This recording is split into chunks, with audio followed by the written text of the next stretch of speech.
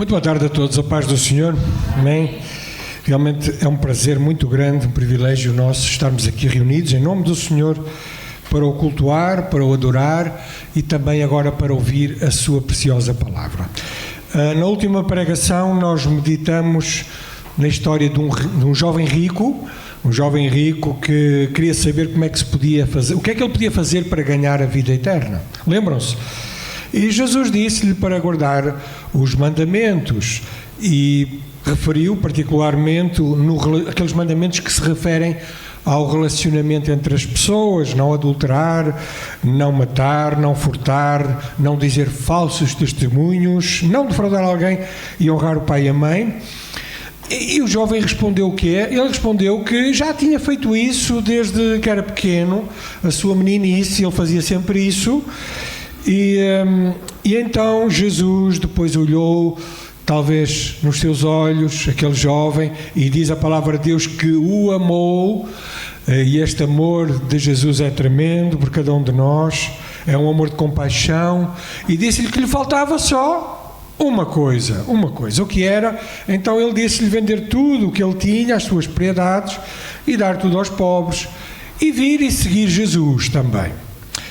Só que o jovem, o que é que aconteceu? Não seguiu Jesus, virou costas e retirou-se muito triste, porque ele diz o texto, em Marcos capítulo 10, lá no versículo 22, que ele possuía muitas propriedades. Então, ele desprezou Jesus, perdeu a vida eterna.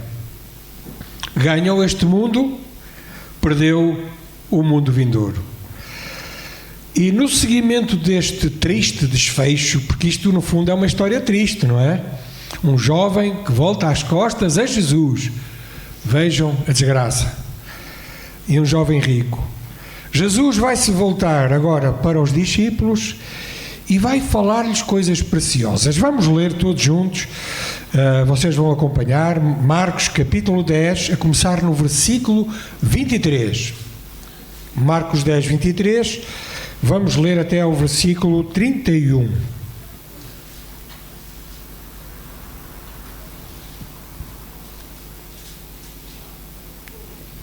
Diz assim a palavra do Senhor: Então Jesus, olhando ao redor, disse aos seus discípulos: quão dificilmente entrarão no reino de Deus os que têm riquezas.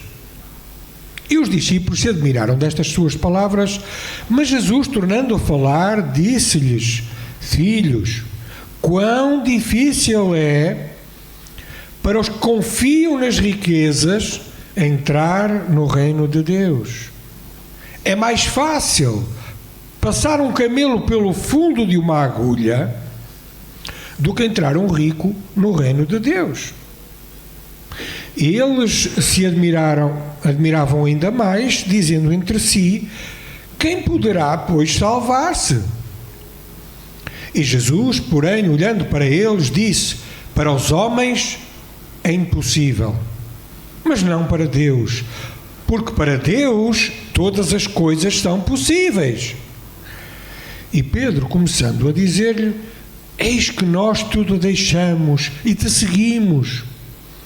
E Jesus respondendo disse: em verdade vos digo que ninguém há que tenha deixado casa, ou irmãos, ou irmãs, ou pai, ou mãe, ou mulher, ou filhos, ou campos, por amor de mim e do Evangelho, que não receba 100 vezes tanto, já neste tempo, em casas, irmãos, irmãs, e mães, e filhos, e campos, com perseguições, e no século vindouro a vida eterna.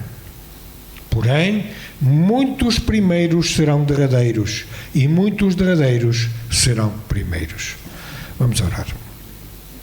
Paizinho querido, nós te damos graças pela leitura da Tua Palavra, e agora, Senhor, que vamos refletir ainda um pouco mais, rogamos a ação do Teu Espírito Santo para que nos assista, não só naquilo que nós vamos dizer, mas também naquilo que nós vamos ouvir, Senhor.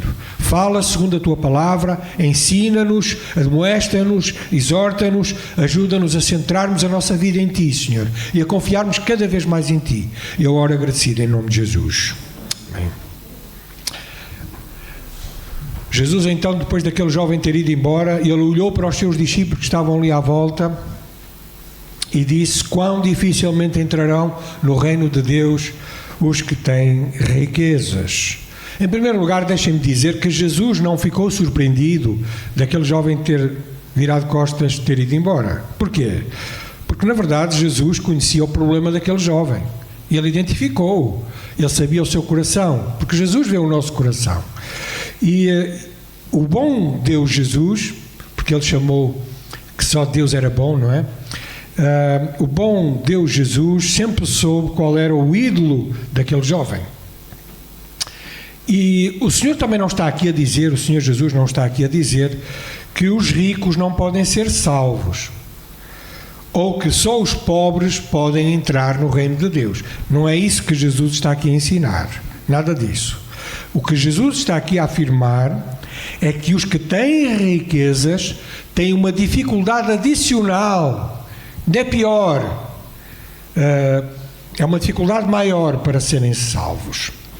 O versículo 24, os discípulos ficaram muito admirados com aquilo que Jesus disse, que era muito difícil para os ricos entrarem no reino de Deus, aqueles que têm riquezas. E porquê esta admiração toda? Bem, nós precisamos aqui enquadrar no tempo de Jesus o que é que os judeus pensavam. O que é que os judeus pensavam acerca das riquezas? Eles acreditavam que a prosperidade era um sinal do favor divino. Era um sinal, o homem quando prosperava, era sinal que o homem era bom e que merecia a atenção de Deus. Onde é que nós já ouvimos isto, não é? Mas realmente era isto que eles pensavam, era a sua cosmovisão. Na mente dos discípulos, ser rico, ter muito dinheiro, era sinal de que Deus estava com essa pessoa e que ele merecia entrar no céu. Porque Deus o tinha abençoado. Então Deus estava com ele. Embora parte disto fosse verdade, porque Deus abençoa todo aquele que o busca, também com bens materiais, o facto de ter riquezas não significa que tenha acesso direto, não é um passaporte para o céu, as riquezas. E este era o equívoco na mente dos discípulos. Infelizmente, hoje também alguns evangélicos acreditam que ser próspero só é sinal da bênção divina e que está garantido o céu. E que, ao contrário, ser pobre é sinal da maldição divina e que merecem o castigo de Deus. Ora, isto é um equívoco tremendo, irmãos. Porque a palavra de Deus ensina coisas completamente diferentes. Não é? Jó foi rico e ficou pobre. E depois tornou a ser rico.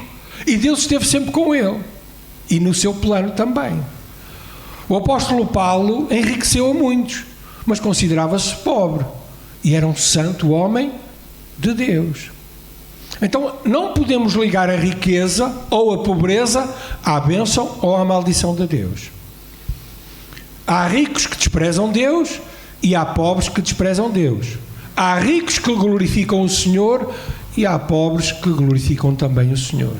Amém? Então é isso.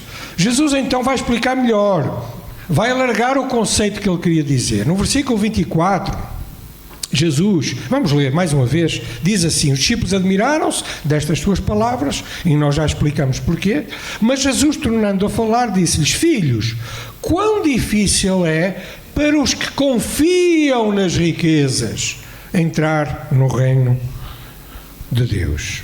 Então o problema não está em ter riquezas, o problema não está em ser rico, mas em quê? Em confiar nas riquezas, em depositar a sua vida, a sua base de fé, a sua confiança nos bens materiais, no dinheiro, naquilo que se tem ou que não se tem, enfim, é nisso. Ao contrário do que os judeus pensavam, as riquezas não facilitam a entrada no reino de Deus. Antes, pelo contrário, dificultam-no mais.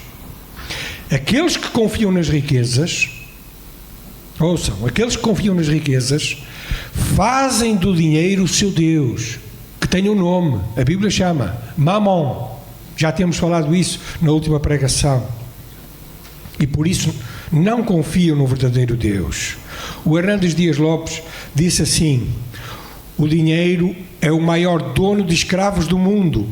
Ele é um espírito. Nós pensamos que o dinheiro não tem poder, mas tem. Ele é um espírito, ele é mamon. Ninguém pode servir a dois senhores ao mesmo tempo. Ninguém pode servir a Deus e às riquezas. E aqui ele está a apontar para a passagem de Mateus, capítulo 6, versículo 24, onde diz isto precisamente. Então, mas Jesus não está aqui a condenar as riquezas. O problema está em confiar nelas. Se eu perguntasse aqui quem é que gostava de ser pobre ou mais pobre, acho que ninguém ia levantar a mão. Se eu, por outro lado, perguntasse quem é que aqui gostava de ter um pouco mais de dinheiro e ser até rico ou até milionário, alguns levantariam as mãos, não é? Talvez alguns, na sua humildade, dissessem: não, eu não quero mais dinheiro. Pronto, isso está certo, não tem problema nenhum. Mas, irmãos, também ter mais dinheiro não é um problema em si. O problema está em confiar nesse dinheiro, em depositar a nossa confiança da nossa vida naquilo que se vê, naquilo que se pode apalpar. E isso é chamado na Bíblia de ídolo. É isso mesmo. É um problema sério. A grande pergunta para hoje, nesta mensagem: em quem é que tu estás a colocar a tua confiança? Essa é a grande pergunta que nós temos que responder. Em quem é que tu confias? Para ilustrar esta impossibilidade de alguém que confia nas riquezas ser salvo, Jesus vai dar aqui uma ilustração muito interessante. E no versículo 25 ele disse: é mais fácil passar um camelo pelo fundo de uma agulha do que entrar um rico no reino de Deus. Bem, alguns dizem que esta agulha era uma porta pequena nas muralhas lá em Jerusalém, uma porta estreita e baixa. Já devem ter ouvido falar nisto. Os camelos tinham dificuldade em passar, ajoelhavam-se. Bem, deixem-me dizer isto. Isto é uma lenda, é um mito, não está na Bíblia. E há um problema sério. A maioria dos estudiosos e teólogos rejeita esta explicação, por várias razões. Portanto, quando ouvirem isso, provavelmente isso não é verdade. A primeira é que não há evidência histórica e arqueológica que alguma vez tenha existido essa portinha pequenina na muralha. Não há essa evidência. Portanto, não é verdade. Aliás, este mito começou no século IX apenas. Antes disso não se falava disso.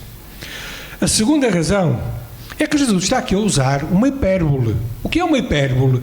É um exagero de linguagem. Jesus está a exagerar, até ao absurdo, de um camelo passar pelo fundo de uma agulha. Há uma impossibilidade aqui. Ou seja, é mesmo um camelo e é mesmo uma agulha de cozer, de costura. Eu era para trazer uma agulhazinha pequenina de costura, mas vocês não iam ver. Então o que é que eu fiz? Arranjei uma agulha enorme e trouxe uma agulha. A minha Raquel já disse que isto não é uma agulha. Bem, mas para os efeitos isto serve. Provavelmente esta é a maior agulha que nós conhecemos. Pelo menos é a maior agulha que eu conheço. Eu não consegui arranjar um camelo para tentar passar pelo buraco desta agulha. Mas eu estou aqui à vossa frente, não é? Escusam de me chamar nomes, mas eu não consigo, e o camelo é maior do que eu, não é? Portanto, é uma impossibilidade muito grande. Não é possível um bicho passar por este buraquinho, pois não? Estão todos a ver, não estão? Não é possível. Então Jesus está aqui a ilustrar de que isto é impossível. Não há possibilidade. E então esta é a hipérbole. Esta expressão foi usada por Jesus para reforçar a impossibilidade humana de alcançar a salvação por si próprio e para destacar a graça de Deus. A graça de Deus é alcançar o pecador para ser salvo. Os discípulos ainda ficaram mais intrigados com aquela história do camelo e da agulha. Então no versículo 26, e eles ainda mais intrigados, mais esquisitos ficaram, e eles perguntam assim a Jesus, admiraram-se ainda mais, dizendo entre si: quem, pois, poderá salvar-se?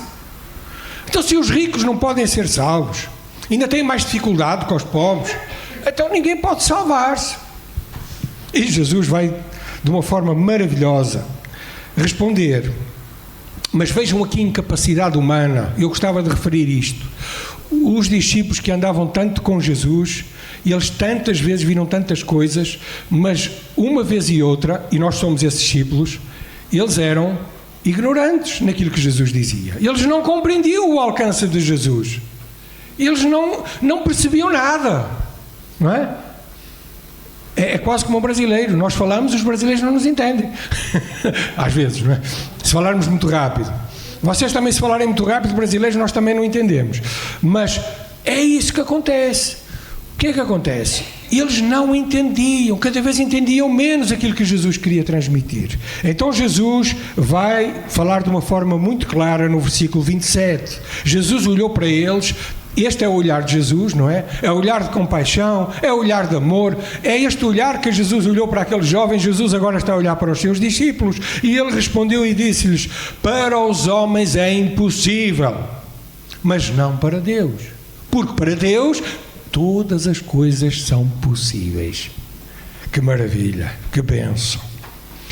Deixem-me dizer isto: a conversão de uma alma é impossível ela própria ser salva por ela própria.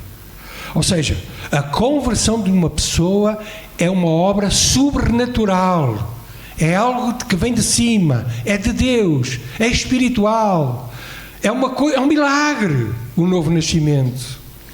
É por isso, irmãos, que este milagre do Espírito Santo, que ninguém pode ser salvo por si mesmo. Ninguém consegue chegar à salvação. Precisa da revelação do Espírito Santo, do entendimento da palavra de Deus, até da pregação, da explicação e da ação do Espírito Santo no seu coração para o iluminar e compreender, e Deus dar-lhe fé para ele aceitar a salvação. É um milagre a conversão. A salvação é impossível ao homem, mas é possível para Deus. E isto é algo maravilhoso. Ninguém pode nascer de novo por si mesmo.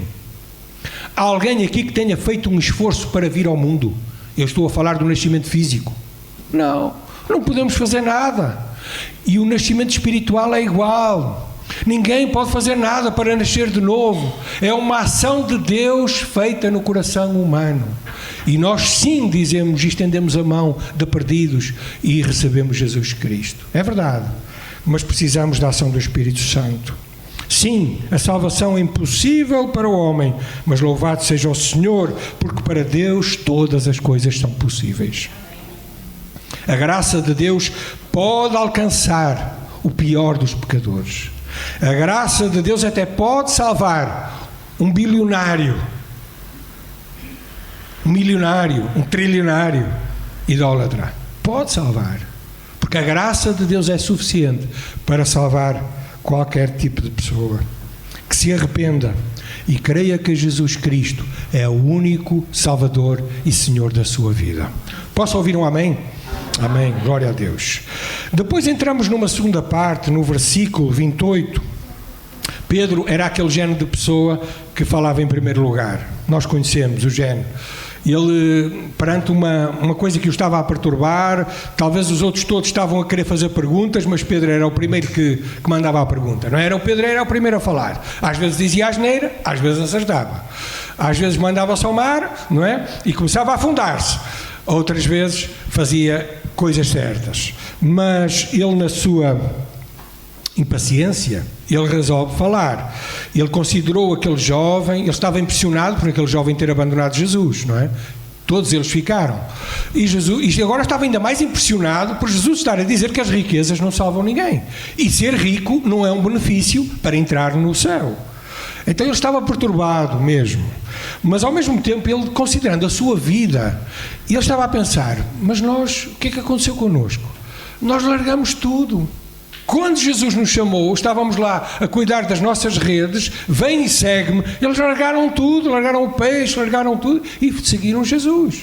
Então ele lança esta pergunta no versículo 28 e diz assim: eis que nós tudo deixamos e te seguimos. E Mateus, na passagem paralela, acrescenta: e o que nós receberemos? Nós deixamos tudo e te seguimos, o que é que vai acontecer connosco? O que é que nós vamos receber? Também vamos ser condenados? Também vamos perder a salvação? O jovem rico não seguiu Jesus. Mas o que dizer daqueles que largam tudo por amor a Jesus? e do Evangelho? E Jesus vai responder. Mas vamos dividir a resposta de Jesus em 4 partes, em 4 pontos. O primeiro, Jesus diz aqui muito claro, a partir do versículo 29, que quem deixar tudo por amor de Jesus e do Evangelho, há uma promessa aqui maravilhosa. O que é que ele vai receber? Ele vai receber 100 vezes mais do que se ele tivesse sozinho, ou com a sua família, ou com os seus bens. Então há aqui uma promessa maravilhosa, que é presente e futura, que aqueles que resolvem deixar os seus ídolos, não amar mais a sua família do que a Jesus, porque isto de abandonar a família tem esta conotação. Nós não precisamos todos deixar a nossa família para seguir Jesus. Não é isso que está aqui em causa. O que está aqui em causa é não colocar o nosso coração nessas coisas, nas riquezas, nos bens, nas propriedades, nos carros, na família, seja o que for. Por causa de Jesus, nós deixamos de amar essas coisas e começamos a amar só Jesus. E então há uma recompensa. Qual é a recompensa? 100 vezes mais. Se a pessoa tinha um carro, vai ganhar 100. Se a pessoa tinha uma casa, vai ganhar 100 casas. Jorge, tu aí já estás a inventar. Não é isso que quer dizer mesmo. Porque este aspecto pode ser interpretado de uma forma literal, mas também futura. É claro que a concretização deste plano de Jesus, ele talvez se vá verificar na sua plenitude no milénio, quando nós estivermos a reinar com Cristo. Mas também num certo sentido, irmãos, eu antes de ter Jesus eu tinha meia dúzia de amigos. E agora, pela graça de Deus, tenho muitos irmãos. A família de Jesus é uma coisa maravilhosa. E eu antes de receber Jesus, eu não conhecia muitas coisas do Evangelho. E agora o Senhor tem acrescentado. E é isso que nós ganhamos, irmãos. A nossa aprendizagem, o nosso relacionamento, ele fica maior, fica alargado por causa de Jesus. Irmãos, foi lindo lá em Berlim estarmos todos de mãos dadas, espiritualmente falando, tantos irmãos de tantas nações, mas a louvar o mesmo Deus. 1000 líderes ali a louvar o Senhor. Eu não os conhecia, mas havia ali uma identidade comum, que é o nome do Senhor Jesus Cristo. E é isso que tu ganhas quando vens a Cristo, quando segues a Cristo. Tu ganhas uma família nova. Ainda hoje de manhã falávamos isto. Então há esta promessa maravilhosa de receber 100 vezes mais, que é uma promessa presente, mas é futura. O segundo aspecto que Jesus fala aqui também, ele não doura a pílula. O que é que quer dizer? Jesus não fala só que recebemos coisas boas. Jesus fala aqui também que nós vamos ter o quê? Perseguições, na parte final do versículo 30. E o facto de Jesus acrescentar que vamos ter perseguições aqui, não vamos só receber coisas boas, é que há um preço a pagar por seguir Jesus. E esse preço, às vezes, implica perseguições, diretas e indiretas. Segundo a Timóteo 3,12, se quiserem abrir, eu vou ler numa versão mais aberta, não tão literal, mas que gostei bastante. Diz assim, segunda carta a Timóteo 3,12: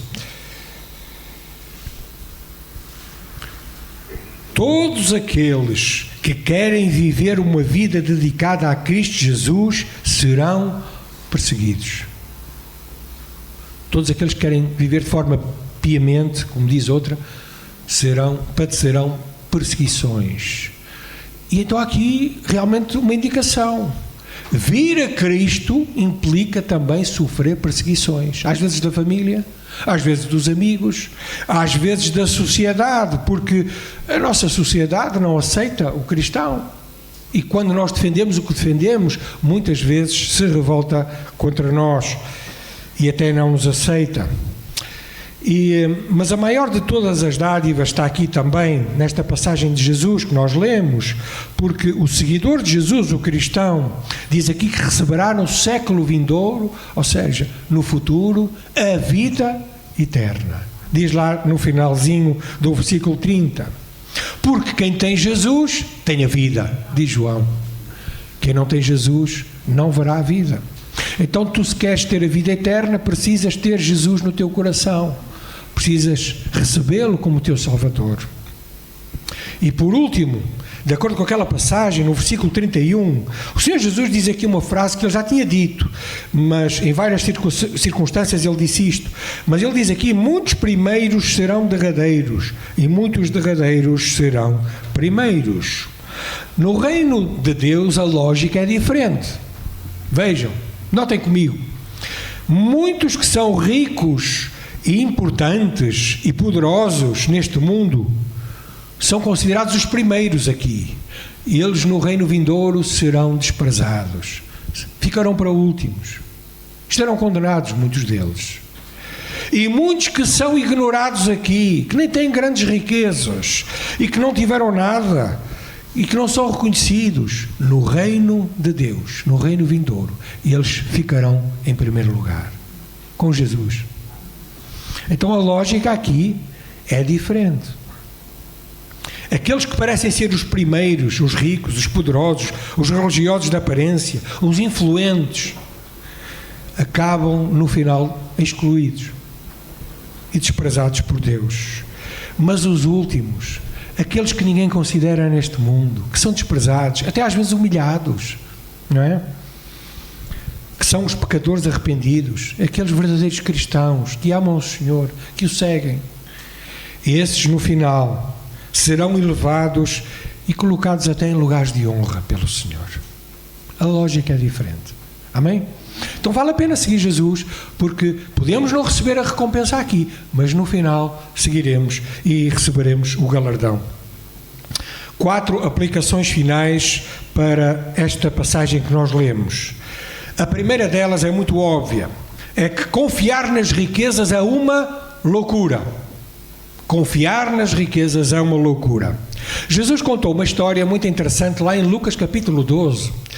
Um homem que também era rico, naquele ano teve uma colheita muito farta, não é? A terra deu muito, e ele então o que é que resolveu fazer? Ele destruiu os seus celeiros e mandou fazer celeiros maiores. E ele recolheu aquela colheita toda, armazenou aquela colheita naqueles grandes celeiros, e diz também lá que armazenou os seus bens, não só o trigo, não só o milho, mas todos os seus bens.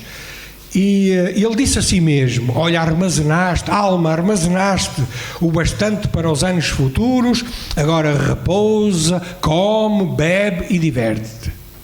Eu agora tenho os celeiros cheios, tenho muito dinheiro no banco, já tenho uma conta a prazo que me vai dar para viver até ao final da minha vida, e agora eu vou me divertir, eu vou sossegar e tudo. Sabe o que é que Jesus disse?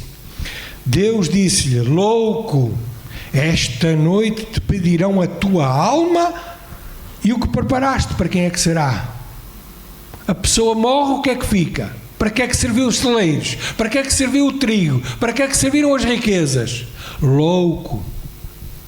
Louco. Então Jesus conclui dizendo que assim acontece com quem acumula riquezas para si, mas não é rico para com Deus.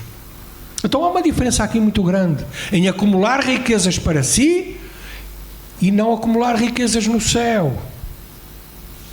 Buscai o reino de Deus e a sua justiça, e todas as outras coisas vos serão acrescentadas. O reino de Deus é ao contrário.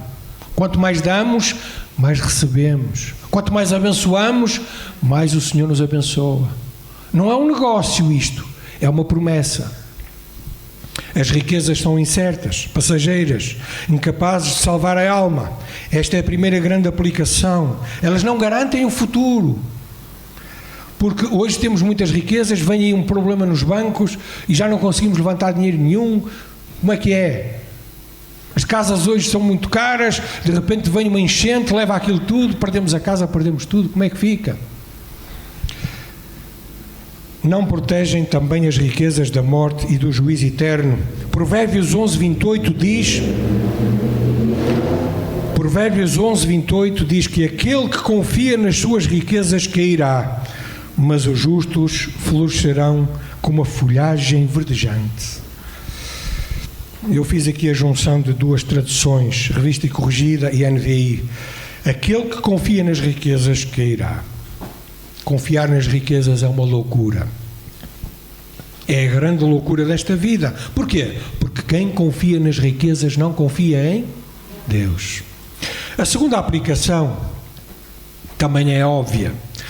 Confiar em Deus é melhor do que todas as riquezas desta vida. Tu queres estar seguro? Confia em Deus. Ao contrário do dinheiro e das riquezas, Deus é eterno. As riquezas não são eternas, passam. Ao contrário do dinheiro, Deus é poderoso. Deus dá segurança. Deus é real. Deus dá a vida eterna. Hebreus 13:5 diz: fujam do amor ao dinheiro, contentem-se com o que têm, porque Deus disse: não te deixarei nem te desampararei. Porque é que nós amealhamos tanto dinheiro e nos preocupa tanto guardar dinheiro? Porque temos medo do futuro, não sabemos o que vai acontecer. E eu não estou aqui a dizer para vocês não porem de lado algum dinheiro, não é isso que estamos aqui a ensinar. O que está aqui, a palavra de Deus a nos dizer, é para que nós não colocarmos a nossa confiança nisso, irmãos. Porque o Senhor diz: não te deixarei, nem te desampararei. E essa é a nossa confiança, essa é a nossa promessa, essa é a nossa certeza, é a nossa esperança. A terceira aplicação é que é impossível ao homem salvar-se a si mesmo. Por muito que ele se esforce, por muito que ele trabalhe. E sabem que na Idade Média eles tentaram comprar com as bulas a salvação. Alguns dos que morreram. E os padres, aproveitando-se dessa ignorância, vendiam. Mas nada adiantava. Porque não se consegue comprar a salvação com dinheiro. Para os homens é impossível, mas não para Deus, porque para Deus todas as coisas são possíveis.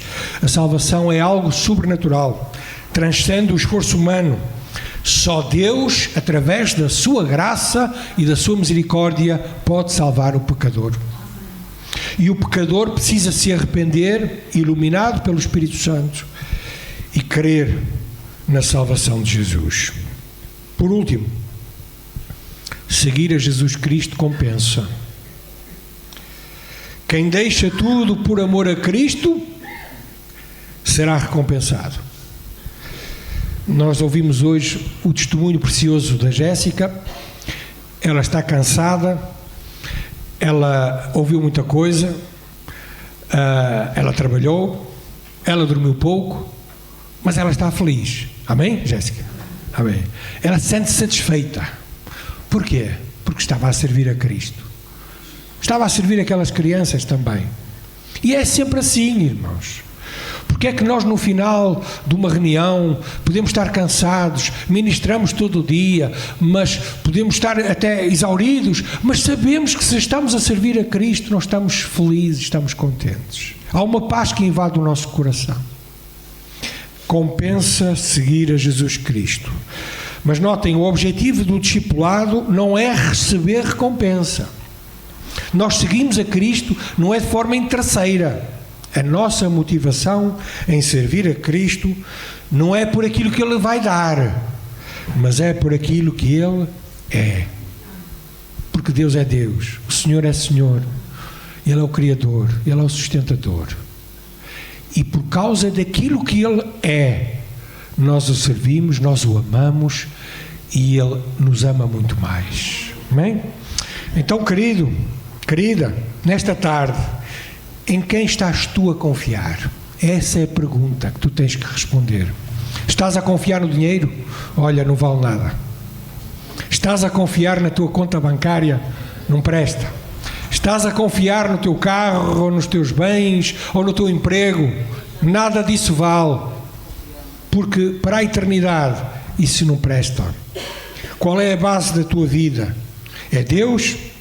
Confias em quem? É a resposta que tu tens que dar ao Senhor. Que o Senhor nos ajude a responder que a nossa confiança está colocada no Senhor. Amém? Deus os abençoe.